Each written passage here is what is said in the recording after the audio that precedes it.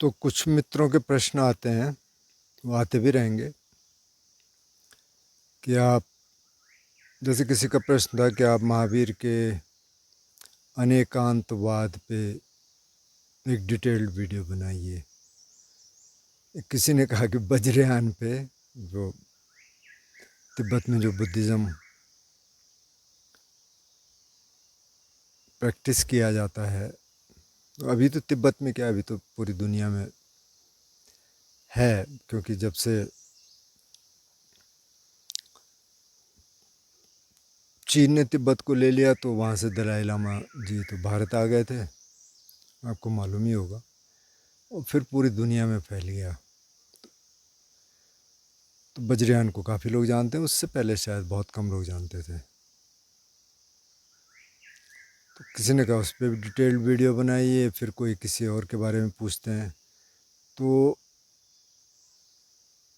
Actually तो मुझे ज़्यादा पता भी नहीं है, जो मैं बार बार कह रहा हूँ कि मैं स्कॉलर तो हूँ नहीं। इसका मकसद ये है कि जो ध्यान करना चाहते हैं, जो इस मार्ग पे चलना चाहते हैं, उनके लिए एक थोड़ा सा गाइड का काम करे ये चैनल। और ऐसा भी नहीं है कि हम मतलब बहुत कोई दावा कर रहे हैं कि हम कोई कहीं पे पहुँचे हुए हैं और वहाँ का रास्ता दिखा सकते हैं।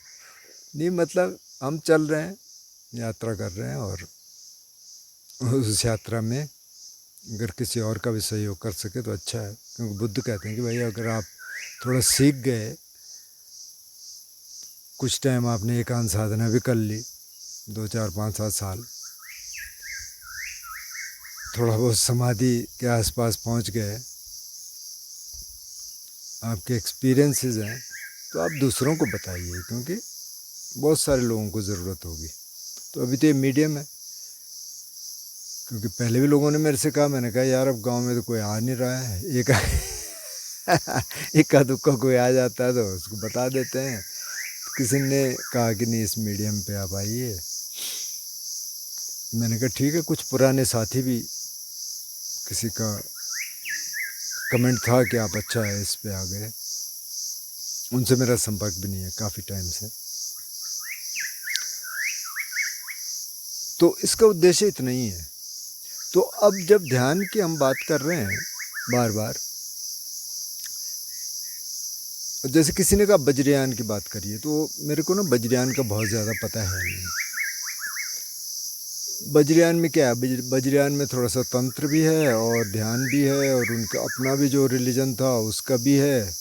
फिर इसी में कोई 4 मेन स्कूल हैं, जिसमें एक दलाई लामा जी का स्कूल है, एक डॉक्चन है, एक रिम्पोचे साहब का है, एक कोई और है।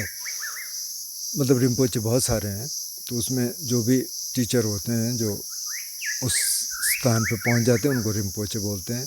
ऐसी इसमें जो लामा बोलते हैं, जो दलाई लामा जी का सेक्ट है, हो सकता है सबको भी लामा बोलते हों, मुझे ज़्यादा जानकारी है भी नहीं। तो मुझे थोड़ा बहुत जो थेरावाद का है वो उसका थोड़ा बहुत पता है, मैं सुनता भी वही हूँ, क्योंकि मेरे को लगता है अभी मैं वही पूरा नहीं जान पाया, तो मैं दूसरी धाराओं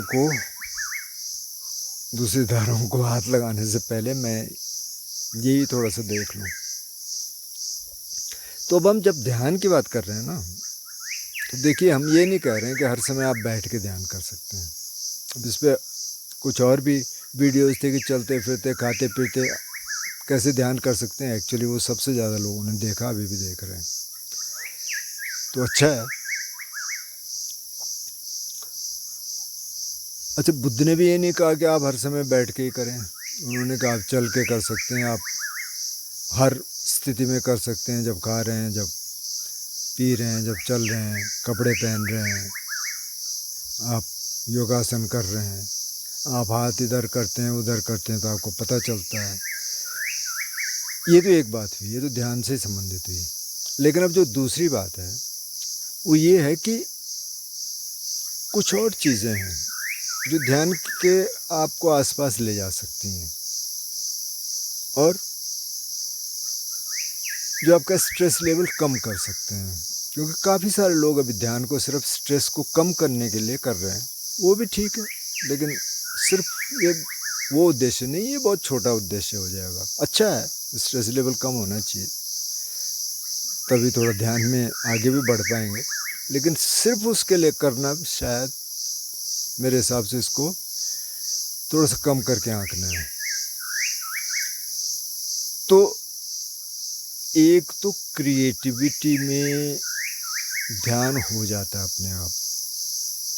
जैसे कोई आर्टिस्ट है तो आर्ट में उसको ध्यान हो जाता है, क्योंकि वो जब स्केच कर रहा है तो ज़्यादातर थॉट्स नहीं आते, क्योंकि थॉट आएंगे तो डिस्ट्रैक्ट हो जाएगा। थॉट आएंगे, रैंडम थॉट आएंगे, वो एक लंबी कहानियाँ जो चलती हैं वो नहीं चलेगी। तो कोई भी क्रिएटिविटी का है, कोई स्केच बना रहा है, कोई मूर्तिकार है, मूर्ति से काम कर रहा है, कोई मड पे काम कर रहा है, मड से बना रहा है, कोई लकड़ी पे कर रहा है, ये सारी चीज़ें। अच्छा, जो डेली एक्टिविटीज़ हैं, जैसे झाड़ू मार रहे हैं, पोछा कर रहे हैं, खाना बना रहे हैं, ये इसमें आ सकता है। तो ये तो खैर बुद्ध ने भी बोला है कि जो जो जो आप कर रहे हैं, लेकिन एक तो क्रिएटिविटी का हम कह रहे हैं, दूसरे म्यूज़िक से आपको काफ़ी हद तक उस लेवल का कुछ मतलब जो हम समाधियों की बात कर रहे थे, तो आप एकदम से आगे की नहीं, लेकिन कुछ जो उपचार समाधि है, क्षणिक समाधि की हम बात करें, वहाँ ध्यान आपको ले जा सकता है। तो मतलब स्ट्रेस को कम करने के लिए म्यूज़िक भी एक बड़ा टूल है। अब म्यूज़िक कैसा है, तो अगर तो ये बहुत फास्ट वाला ये रॉक एंड क्या क्या है, ये पॉप ये सुन रहे हैं, तो पता नहीं इससे कितना होता होगा, क्योंकि मेरा ज़्यादा एक्सपीरियंस है नहीं और मेरा टेस्ट भी नहीं है, तो शायद वो थोड़ा बायस तो आएगा। लेकिन जो ये स्लो म्यूज़िक है, क्लासिकल म्यूज़िक है, सिर्फ स्लो नहीं है, इसमें भी फास्ट होता है आगे चल के, लेकिन ये इस तरह का जो है, या जो सिम्फनीज़ हैं जो वेस्टर्न में, वो अगर आप सुने, उसका जो टेस्ट बना है, और पहले तो सुने और फिर बजाने की कोशिश करें।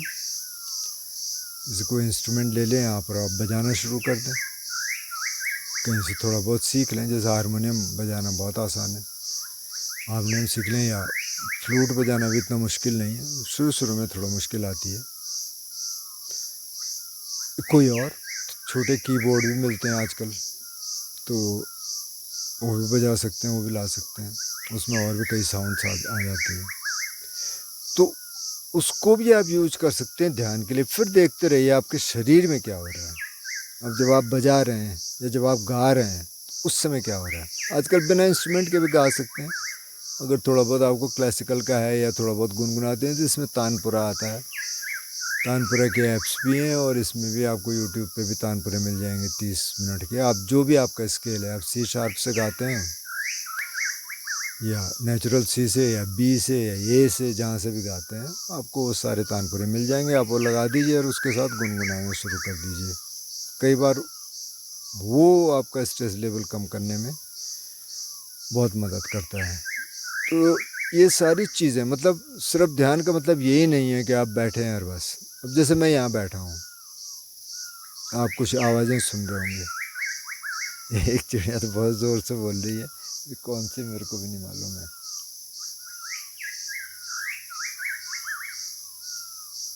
लेकिन दूर कोई बारबेट है, इधर काफ़ी सारे झिंगुर हैं, तो यहाँ वैसे ही ध्यान हो जाता है। आप कुछ मत करिए, आप कभी नेचर में जाके आप सिर्फ आवाज़ सुन लीजिए, आवाज़ सुन लीजिए, बॉडी महसूस कर लीजिए, बस बिना किसी टेंशन के सिर्फ आवाज़ सुन लीजिए। आँख खोल भी सकते हैं, आँख बंद कर सकते हैं। अब जैसे यहाँ तो बहुत सारी आवाज़ें हैं,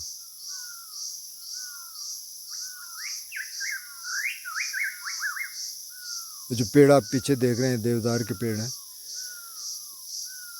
ये एक देवदार का पैच है। वैसे जनरली तो ये बांझ का है, लेकिन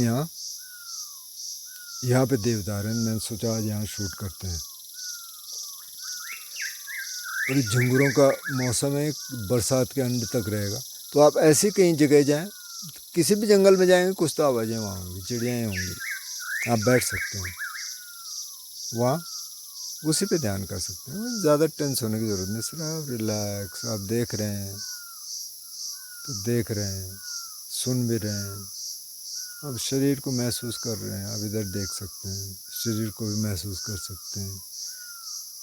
और जो कई बार एक थॉट एक कहानी के रूप में चलता है, स्टोरी बड़ी लंबी, उसको आप वापस यहाँ ले आइए। इस समय थोड़ा सा इसको एंजॉय करिए। यहीं रहने का मतलब ये है कि इसको एंजॉय करिए, वर्तमान में रहने का मतलब है। तो उससे आपको जो एनर्जी मिलेगी, बहुत एनर्जी मिलेगी। तो ये छोटी छोटी चीज़ें हैं, या संगीत कर लीजिए, थोड़ा क्रिएटिविटी कर लीजिए, कोई आर्ट कर लीजिए, जो काम कर रहे हैं उसमें थोड़ा सा देखिए बॉडी अवेयरनेस क्या है। ऐसे नेचर में है तो वैसे ही रिलैक्स हो जाता है आदमी जंगल में जाके।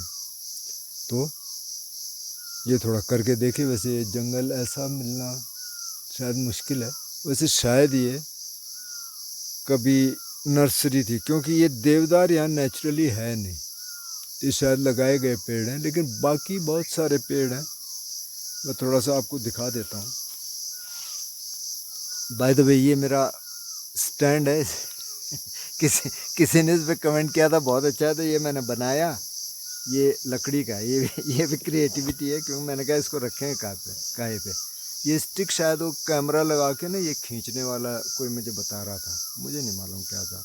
मैंने कहा इसको कैसे लगाएंगे, तो ये एक छोटा सा गुटका मिला, उसका मिला नहीं, मैंने काटा एक ब्रांच से, वहाँ लकड़ी भी जलाते हैं तो उसका है, नीचे एक कील है, इस पर फिक्स हो जाता है, ऐसे फिक्स हो जाता है। तो ऐसे मैंने बना दिया। मैंने कहा उस पर कॉलर पे लगाने से अच्छा है कि मैं इसको ऐसे रख लूँ। थोड़ा सा मैं आपको दिखा देता हूँ जंगल, ताकि आपको पता चले कि ये कैसा जंगल है। तो ये है, इधर भी कुछ देवदार हैं, इधर ज़्यादा लाइट है, और इधर ऊपर आपको दूसरे वाले पेड़ दिखेंगे काफ़ी ऊपर, ये वाले, ये, और ये फिर आपको ये काफ़ी ऊपर देवदार है, और ये इसमें काफ़ी सारे पेड़ हैं, मतलब बांज है और बुरांस है, अयार है, यहाँ पहाड़ के पांगर हो रहा है, इधर बीच में पांगर भी एक पेड़ है। बहुत सारे जो पहाड़ के हैं उनको पता होगा। और तो ऐसे कहीं भी आप नेचर में जाके आप ये सब